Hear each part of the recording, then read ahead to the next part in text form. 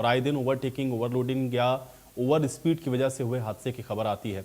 ऐसा नहीं है कि शासन और प्रशासन इस पर काम नहीं कर रहा, जगह जगह ट्रैफिक पुलिस तैनात रहती है। सरकार ने ट्रैफिक नियमों का उल्लंघन करने के लिए सख्त कानून भी लोगों के लिए बनाए हैं। फिर भी ऐसी क्या कमी है जो आए दिन ये हादसे होते हैं? इसको लेकर के हमने आपके फ़ोन के ज़रिए सुझावों को जाना है। तो आज इसी मुद्दे पर हम आज कुछ खास मेहमानों के साथ इस पर चर्चा भी करेंगे कि सड़क हादसे पर जब नियम हैं तो फिर इतने सड़क हादसे क्यों होते हैं और क्या वजह है कि ये जो सड़क हादसे हैं वो लोगों के लिए मौत का सबब बन रहे हैं। और ये आंकड़ा लगातार आप देख रहे हैं कि बढ़ रहा है, कम होने की बजाय।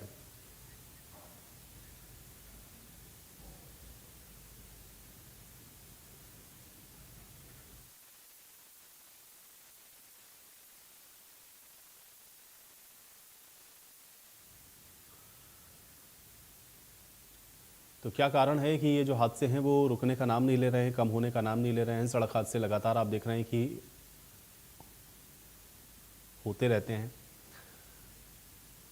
तो सड़क पर ये हादसे क्यों बढ़ रहे हैं, इसके पीछे के क्या कारण हैं, आज इसको समझेंगे। रोज़ाना आप देखते हैं कि सड़क हादसे नज़र आते हैं, लोग अपनी जो जान है वो इसमें गंवा देते हैं। तो इन सड़क हादसों को कैसे रोका जाए और इसमें क्या प्रभावी काम होने चाहिए, सड़क हादसों को लेकर के और क्या व्यवस्थाएं की जानी चाहिए,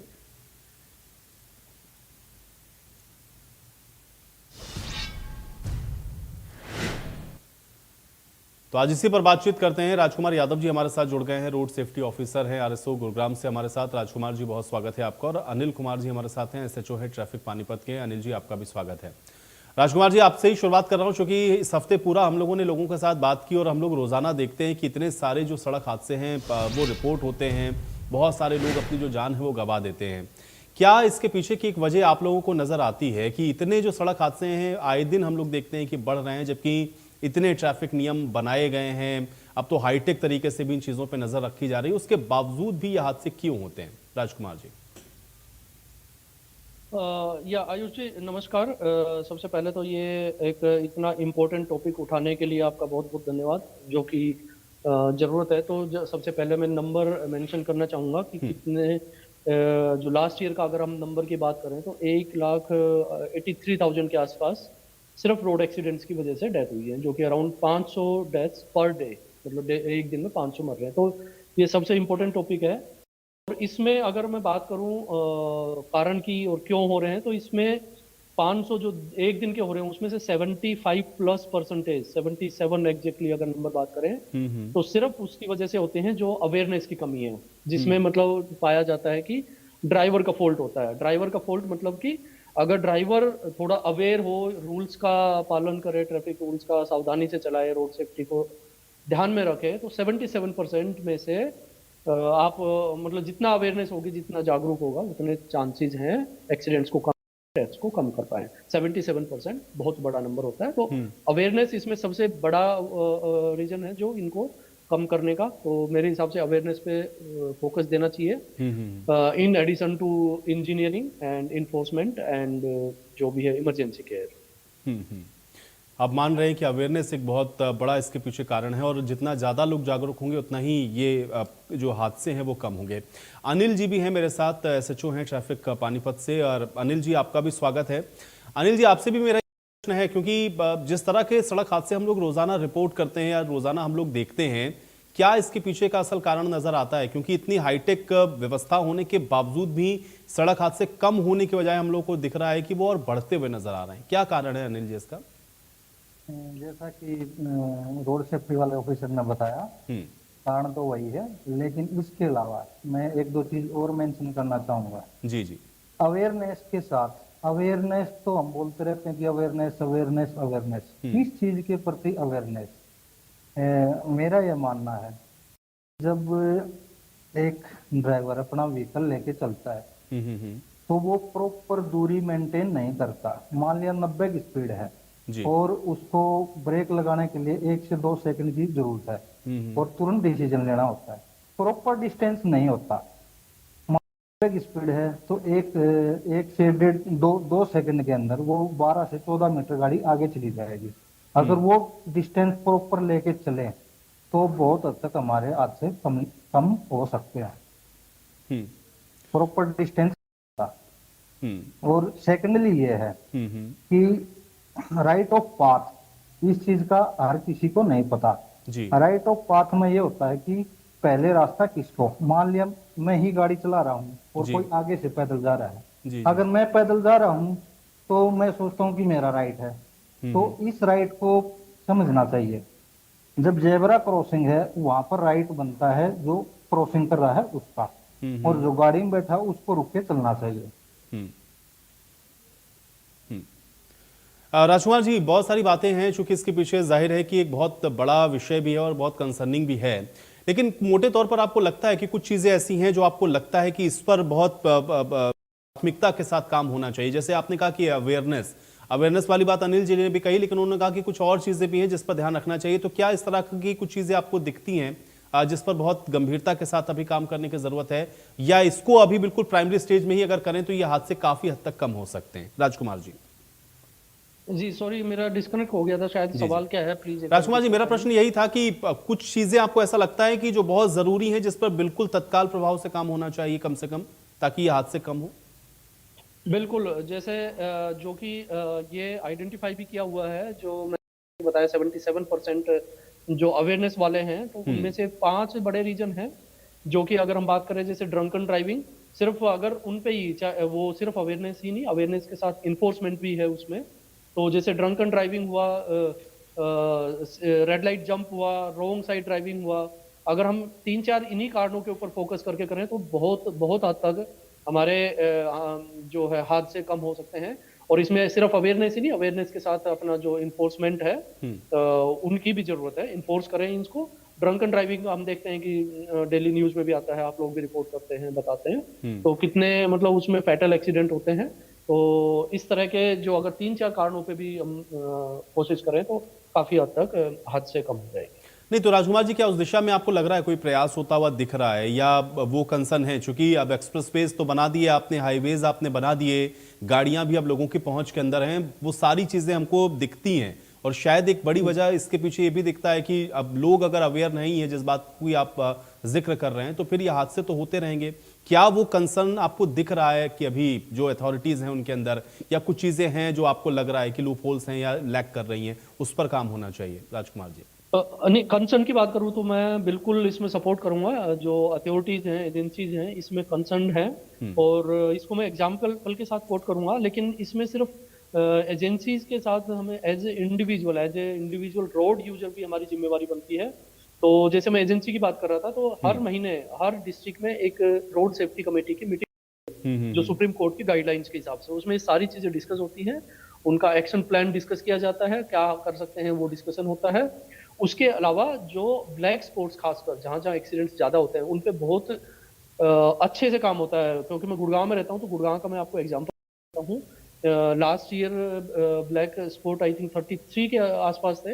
अभी वो कम करके एजेंसीज प्लस जो हमारे जैसे सपोर्ट करते हैं, जो social workers teams, RSO teams, तो उसकी वजह से ये ब्लैक स्पॉट्स 22 तक आ गए हैं। तो इसी तरह एजेंसीज कर रही हैं काम, कंसर्न है। और प्लस सिर्फ एजेंसीज के काम करने से नहीं चलेगा। As a individual, as a good road user, हमें भी उस पर ध्यान देना पड़ेगा। हमें भी ट्रैफिक रूल्स एजेंसीज तो इन्फोर्स कर सकती हैं, लेकिन फॉलो तो हमें ही करना पड़ेगा। जैसे हम एग्जांपल दूं मैं, वो डर हमें होना चाहिए। जैसे हम चंडीगढ़ जाते हैं तो एकदम सीट बेल्ट पे हाथ चला जाता है हमारा कि जी चंडीगढ़ आ गए, जी दिल्ली में आ गए जी। तो वही चीज यहाँ पर भी होना चाहिए कि हम पुलिस कोई अपने पर्पज के लिए आपका चालान नहीं कर रही, वो आपकी सेफ्टी के लिए कर रही है। तो हमें देखना पड़ेगा हमारी सेफ्टी है, और हमें भी इसके लिए कंसर्न होना पड़ेगा। तो दोनों तरह से काम करने की जरूरत है इस पे। अनिल जी, चूंकि आप तो इस व्यवस्था के बीच में रोजाना रहते हैं और रोजाना बहुत सारे लोग आपके आसपास से, आपकी नजरों से भी निकलते होंगे, ये हेलमेट लगाने के लिए अगर वो कोई ट्रैफिक वाला दिख जाए तो लोग हेलमेट लगा लेते हैं, लोग ये नहीं समझते हैं कि ये उनकी जान के लिए जरूरी है। अब जब इस तरह की मानसिकता हो, या अगर ये सोच हो कि ट्रैफिक चालान से बचने के लिए हम हेलमेट लगाएं, तो कितना बड़ा आप लोगों के लिए बन जाता है कि लोगों को आप अवेयर भी करें, ट्रैफिक रूल्स का फॉलो भी आप लोग करवा पाएं और फिर ये जो हादसे हैं उनकी जो आंकड़े हैं उसमें भी कमी आए। अनिल जी, क्या ये एक बड़ी चुनौती है आप लोगों के लिए? ये चुनौती है जी। इस चुनौती को लेकर काफी गंभीर है। 2019 में एक प्रोग्राम चलाया था स्कूल वाले बच्चों का क्विज कंपटीशन करा के। 2019 से चल रहा है और पिछले साल भी हुआ है। साल हरियाणा में स्कूली बच्चे 43,35,852 बच्चे स्कूल वाले और 22,429 कॉलेज वाले बच्चे, इनका क्विज कंपटीशन कराया जाता है हर साल। और 2017 के अंदर Limca book of world record में स्कूल स्टूडेंट्स को अवेयरनेस कराने के लिए रिकॉर्ड दर्ज है हरियाणा पुलिस का, ट्रैफिक पुलिस का। क्योंकि जो नए बच्चे हैं उनको अगर हम अवेयर करेंगे तो वो सीखेंगे। और जिस तरह स्कूल में हम बच्चों को पढ़ाते हैं उसमें ट्रैफिक रूल भी हम पढ़ाते हैं, उसका काफी जब वो बड़े हो जाएंगे उस पर उनके माइंड पर रहेगा और वो ट्रैफिक रूल का फॉलो करेंगे। अनिल जी, क्या ये ड्रिंक एंड ड्राइव वाले केस भी बहुत बड़ा कारण बनते हैं? चूंकि क्या इसकी वजह से भी आपको लगता है कि जो हादसे हैं वो ज्यादा होते हैं? नशा करके गाड़ी चला रहे हैं, पता है उसके बावजूद भी बार बार उसकी पुनरावृत्ति करते हैं, क्या ये एक बहुत बड़ा कारण है ये जो हादसे होते हैं? इसका भी कारण है और प्लस में जो थकावट हो जाती है, नींद के कारण भी एक्सीडेंट हो जाते हैं और लेन चेंज के कारण भी हो जाते हैं, विदाउट उसके रॉन्ग साइड चलते हैं उसके कारण भी हो जाते हैं। अवेयर करने की जरूरत है, लोगों को समझाने की जरूरत है और जिसके लिए हम प्रयासरत भी हैं। और एक डाटा देता हूं मैं आपको जी। हरियाणा का ये है, 2019 में टोटल 10,944 एक्सीडेंट केस रजिस्टर हुए और 5,057 डेथ हुई और 9362 इंजर्ड हुए। लेकिन उसके बाद 2025 में 5,025 ही एक्सीडेंट रजिस्टर हुए हैं, क्योंकि उस टाइम के बाद अब तक ट्रैफिक वॉल्यूम भी बढ़ा है, रोड हाईवेज भी बढ़े हैं और अवेयरनेस के कारण ये कमी आई है।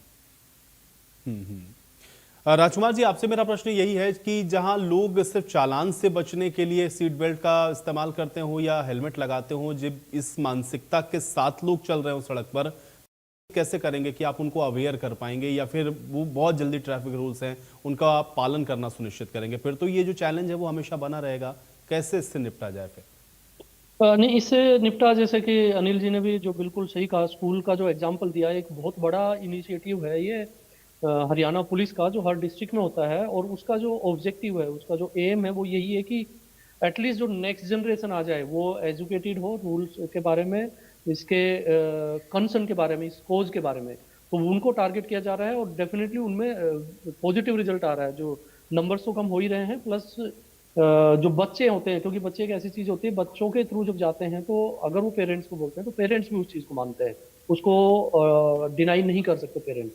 तो जैसे जब बच्चा अवेयर होगा उस चीज का कि हेलमेट लगाना है, और जो कि स्कूल के थ्रू अवेयर होगा तो हेलमेट लगाना है, तो वो अपने पेरेंट्स को भी इन्फोर्स करेगा और इसमें कमी आएगी और आ रही है कमी, एजुकेट हो रहे हैं।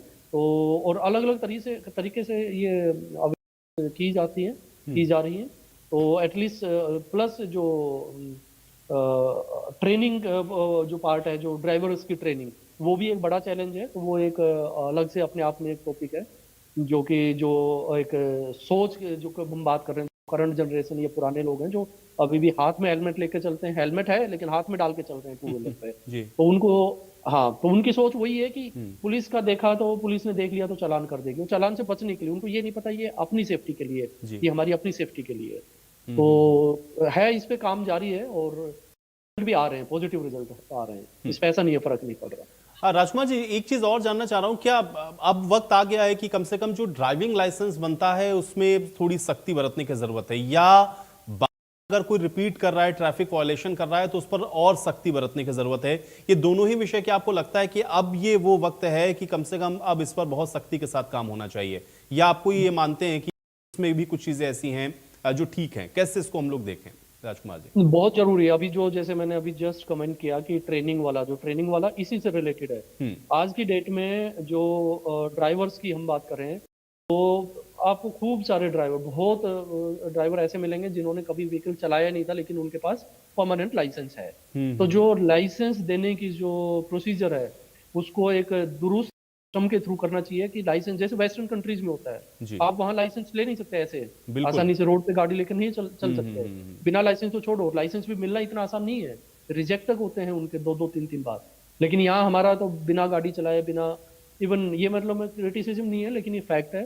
तो ये हो रहा है और इस पे बहुत जरूरी है ये ड्राइवर को ट्रेन करना, उसको रोड पे जाने से पहले, रोड पे गाड़ी लेके जाने से पहले, व्हीकल लेके जाने से पहले उसको मालूम होना चाहिए कि अगर मैं रूल फॉलो नहीं कर रहा, अगर मैं नहीं कर रहा तो अपने लिए नहीं, दूसरों के लिए भी मैं कितना बड़ा खतरा हूँ।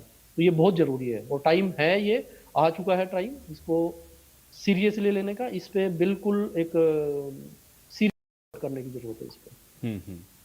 अनिल जी, आप लोग जो प्रयास कर रहे हैं उससे अगर खासतौर से मैं पानीपत का ही जिक्र करूं तो वहां पर आपको लग रहा है कि लोग जागरूक हो पाए हैं या लोग थोड़ा सा ट्रैफिक का जो नियम है उसको लेकर के अब कंसर्न हो रहे हैं, या किस तरह की स्थिति है अभी वहां पर अनिल जी?